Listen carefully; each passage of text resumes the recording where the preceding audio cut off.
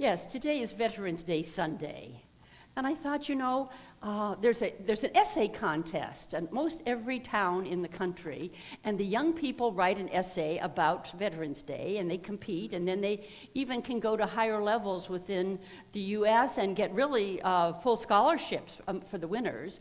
And so I looked online trying to find essays that had been written by Orlando students, and I didn't find them, but I found a couple really sweet essays, and I'd like to read them to you, and for them to be our recognition of Veterans Day today. This is a young boy named Josiah, and he won the essay contest with this essay.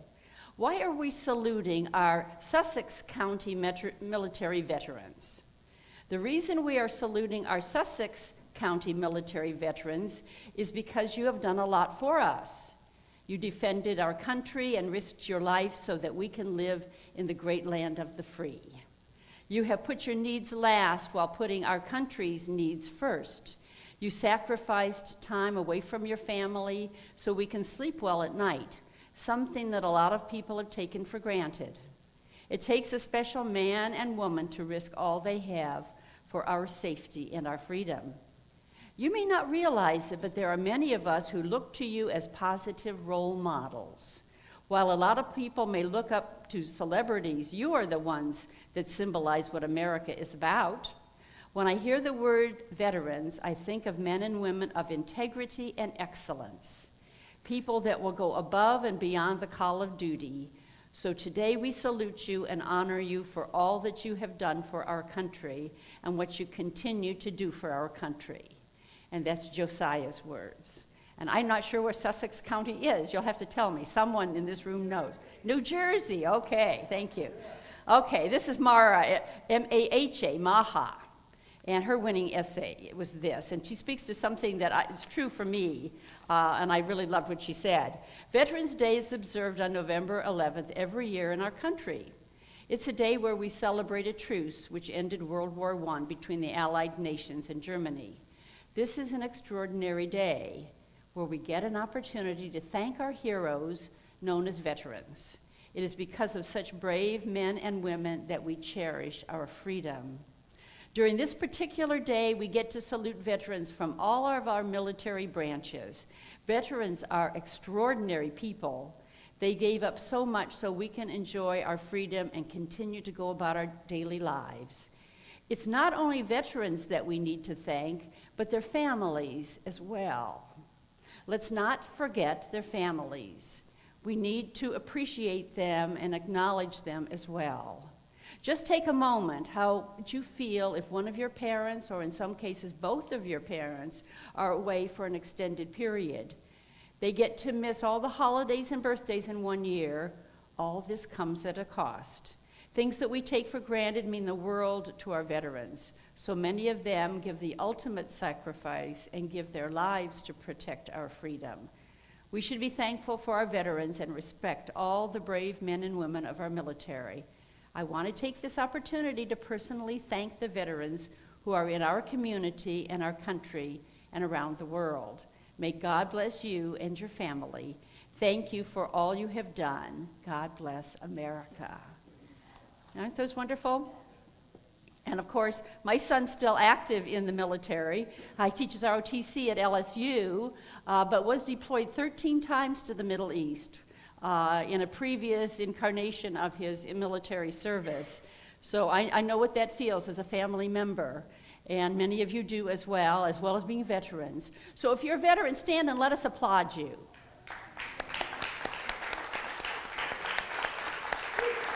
And back there in the back. Thank you, thank you. My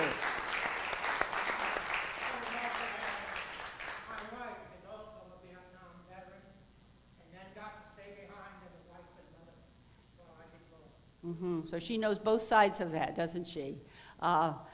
If you've ever been to Savannah to the 8th Air Force Memorial and Museum, they have a garden there that speaks to that. It says, for those that served and those that waited during World War II. Those that served and those that waited.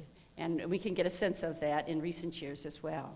Okay, so we're going to shift gears, and we're going to talk about, first of all, our Unexpected Good program. And many of you were here last week and have already gotten started on the Unexpected Good program that we're doing. And if you were not here last week and would like to be a part of it, these are going to be available to you.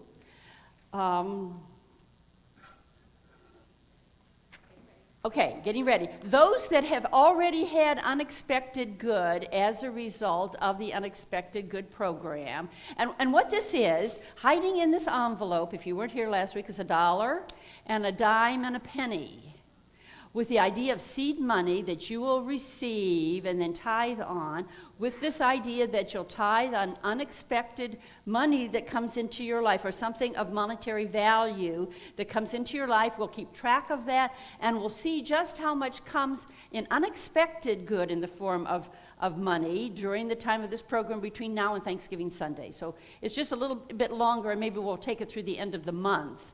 But I know we have one or two people that would love to share about unexpected good that's already come to them as a result of our praying for them, and they're praying for each other. I know Paul wants to say, oh, Martha, okay, Martha, yes. Wait for the mic, because last week, everything you guys said out here isn't on the... Yeah, in order for it to get in the recording, it needs to go through the sound system. Stand up, would you, Martha? I wrote the proof. We did it on Sunday and on Monday. Oh.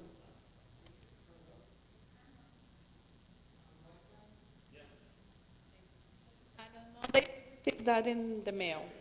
So I didn't catch it because I have to bring it here and show to everybody. It's $75. They charge me extra at the doctor's office 2 years ago. Very good. Thank you. $75, unexpected good for Martha. Yeah. Okay, Paul, I know you want to share something. I'm actually going to come up front. Come up front. Please come up front. We don't want you hiding back there. That's right.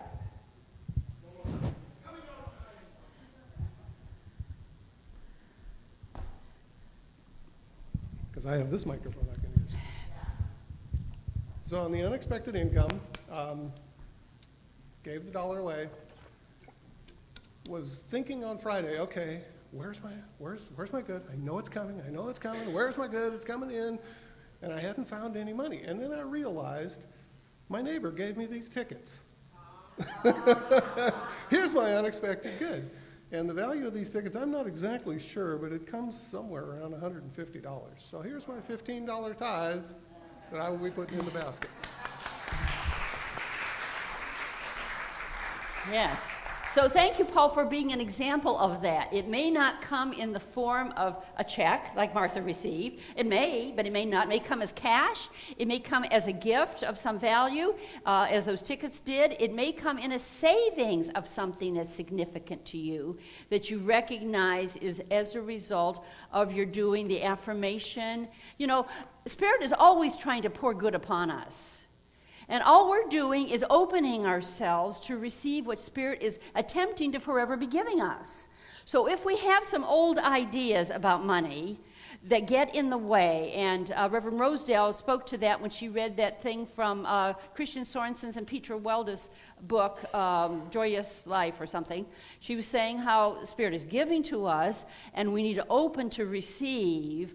Some of the things that we can do, she mentioned, but notice that the first phrase of the affirmation, and those of you who will get these or want to take them, hear these words, and you've been saying them this week, so you know what they are already.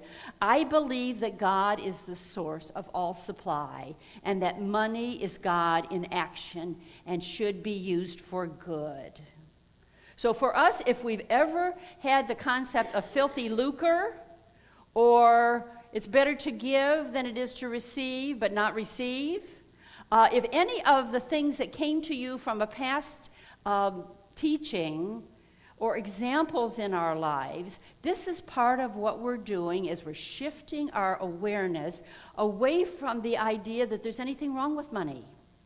So let's base that really firmly on this idea, and I think that we could say this without question, that God is all there is. Can we say that without question? God is all there is and everywhere present, right? And if God is all there is and everywhere present, then God must be in this dollar bill. This is not separate from God. This is God in expression. Now, human beings can misconstrue this, and they can rob and steal and do all kinds of things that are not in alignment with the truth of being, of love and wholeness and peace and joy. And then this becomes something that looks like negative energy, doesn't it? But it's not in the dollar bill at all. It's in the attitudes that people have. And so even on all of our currency, you'll notice those words, "In God we trust," exist. And so for us as a day-to-day concept, and as we give money, and my talk this morning is about giving, for us to take a thinking thought right now, how do we feel when we hand the money over when we buy something? How do we feel when we write the check to pay the bill? What kinds of energy are we putting behind our giving money out? What I'm inviting for us to do today is, if there's ever, or from time to time even, been a negative sense of paying a bill or of giving money, that we shift that right now. See this as giving good. It's all God, right?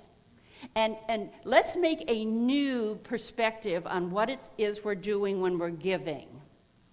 If we're a spigot, and someone turns the spigot on, that spigot is full of water, isn't it? As long as the source of water is unlimited. We're that spigot. We're that channel for divine good in the world. If we think that we've got to hold it tight to ourselves, oh, Reverend Cindy gave us this $1 last week, I can't give it away, or I'll miss that $1. I'll be lacking that $1. And what are we doing if we hold that too close to ourselves? Is we're saying there's not enough. As soon as we tithe on it, 10%, or give it away, as in case of $1 as a seed money, what are we doing? But we're opening that faucet for divine substance to flow through us on and out. But it does take a shift in consciousness if we aren't there yet. And if I could give one gift to you that's going to change the rest of your life, it is the gift of the love of giving. There was a time that I was not in any prosperity in any way whatsoever.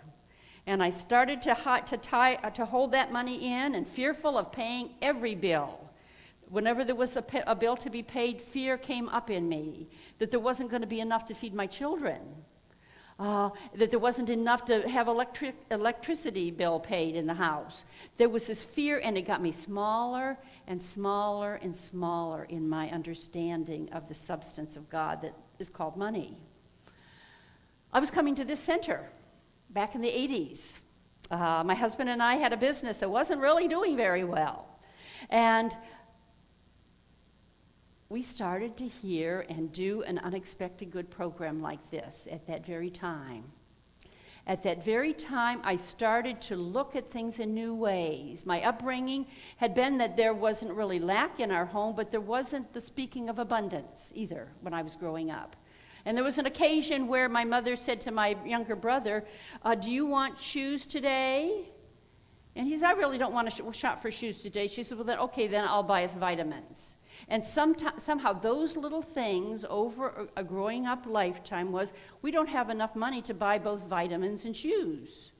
You get enough of those inputs in our lives and we start to think that there's lack in the world instead of this unlimited ability to buy what we need and more than that. And the great gift then that comes from a teaching such as this is we speak about abundance as a quality of the divine. We look at nature, and all of nature is forever giving, not holding back.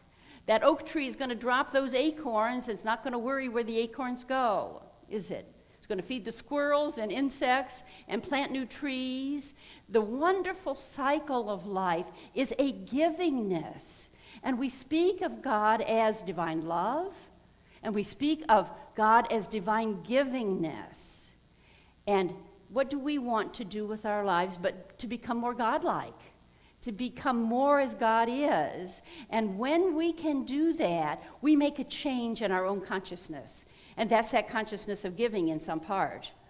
You know the story of Job in the Bible, where things just kept going wrong for him, didn't they? His business fell down the tubes, he lost everything, he was ill, everything was wrong in his life. And when did it turn around?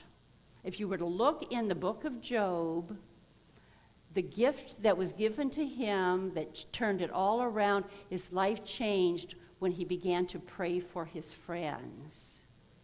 When there was something in him that went beyond his hoarding of the good.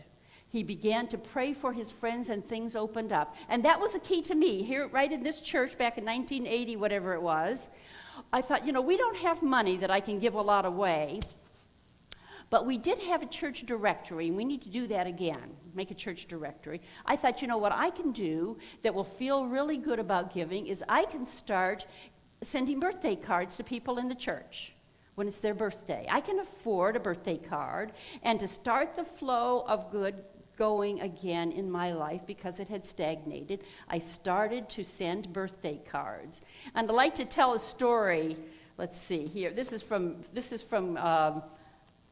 Guidepost magazine, and it's about the birthday man. On my way out of church one Sunday back in 2001, I saw a list of my fellow congregants' birthdays on the bulletin board, and I picked up a copy.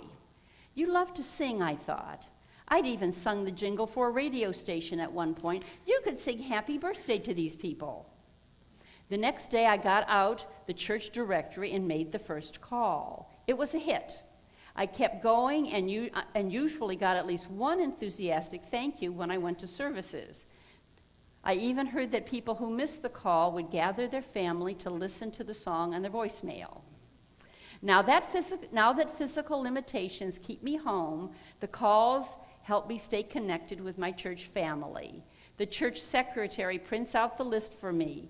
In almost 18 years, must be a bigger center than we have, I've had only 5 days with no one to sing for. I turned 99 this year, and as long as my voice holds up, I'll remain Westminster Presbyterian's birthday man. I've already made nearly 36,000 calls. Hope I'll get to make many more. Carl Webb. So this givingness idea, this idea that we give of what we have. Now this isn't a prosperity story, but it is, isn't it? The idea that the givingness starts something happening. And when I began to tithe, giving 10%, and Eric Butterworth in this wonderful book, Spiritual Economics, invites us to think of tithing like training wheels. When you want to start to ride a bicycle as a 4 or 5-year-old, you probably maybe had training wheels on your bike. Now, you don't keep the training wheels on forever because that would restrict going over those sharp corners and things later on, but the training wheels come in very handy, and so this is what this is about. Our Unexpected Good program isn't even asking you to tithe on all your income. I'm inviting you to have training wheels for just the unexpected income, for it to prove to you that this idea of giving to the source where you're spiritually fed, tithing, which means 10%, as you give 10%, those training wheels are going to invite a shift in your consciousness if you're not already a tither. And the gift is for you. It's not for the center. The center's doing very well. The gift is for you to up-level your prosperity consciousness such that you don't need the training wheels anymore. Now, I don't keep track of what I give anymore, and it's probably a lot more than 10%, and I've never been so wealthy in my life. And for us to know that this is the way we're going, as we see ourselves as givers, and we want to give, we don't go doing things to see what we will get. That's a very different sense of energy, isn't it? If you work for a job just for the paycheck and aren't doing it because you love the work, you're shortchanging yourself. Because there's a purpose in your life that wants to be fulfilled in your doing. And whether you're working or retired, your daily activities, as they come from love and you become the giver that you are, that God in expression, you become a distributor of God's wealth. You'll be forever filled, because we can't outgive God, can we? As we open to the givingness that God is, look for ways to give, whether it's singing birthday greetings to someone or sending a birthday card to someone. Look for ways that fill your life with things that you can do to give, and feel how good that feels to be the giver.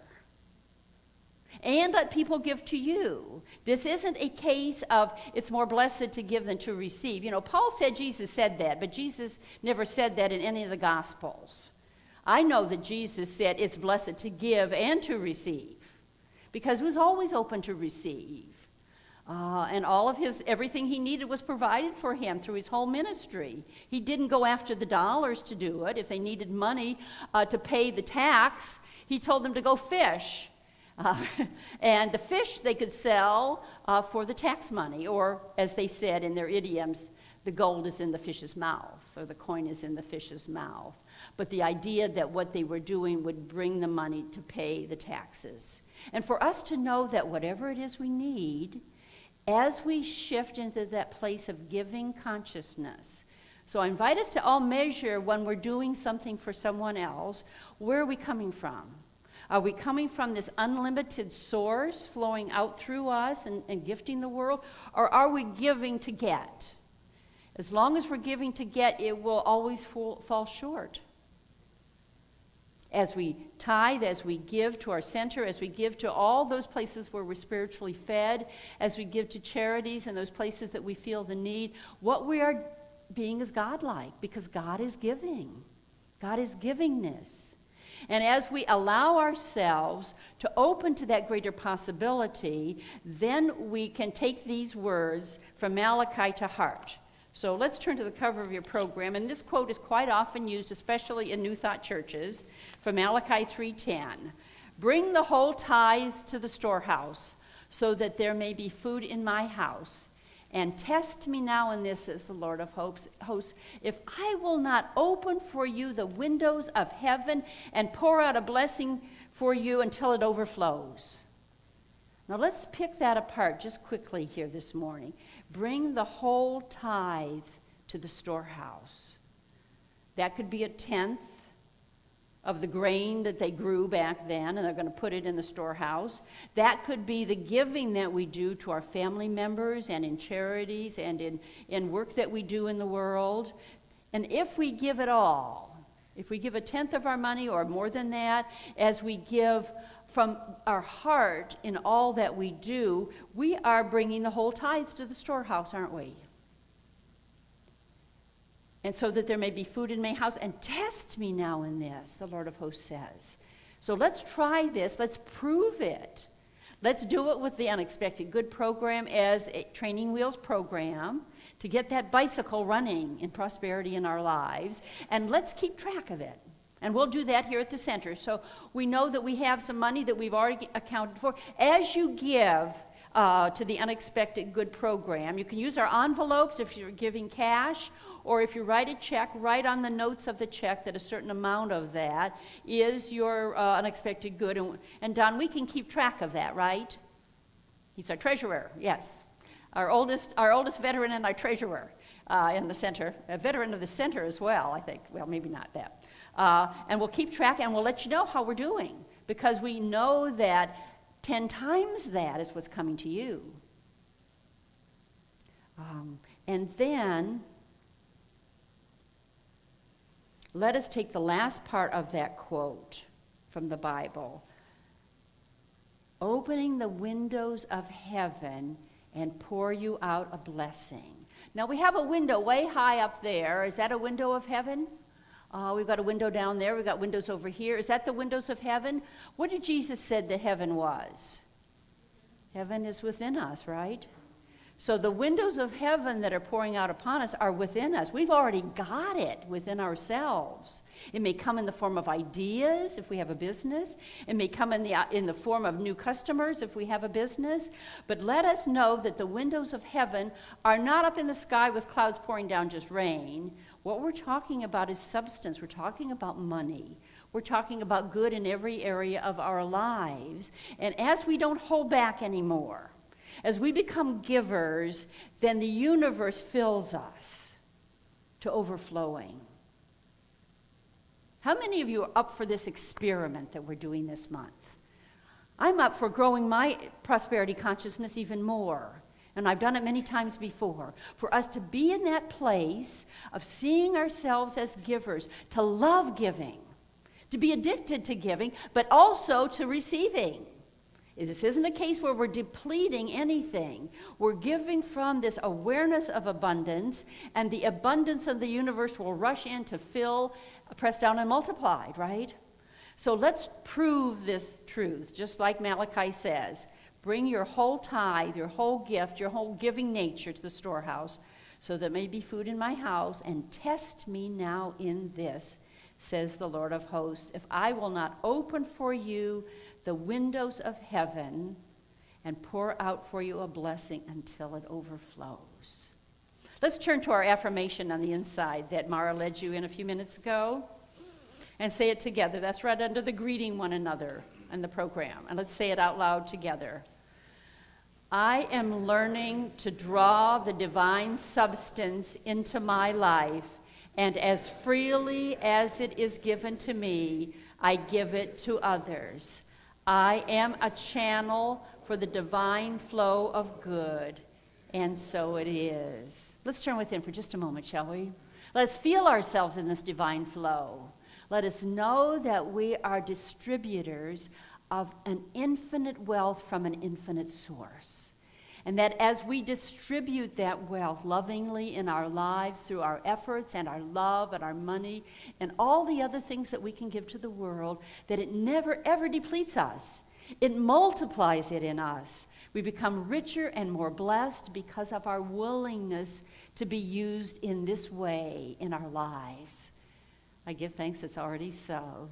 And let us say together, and so it is.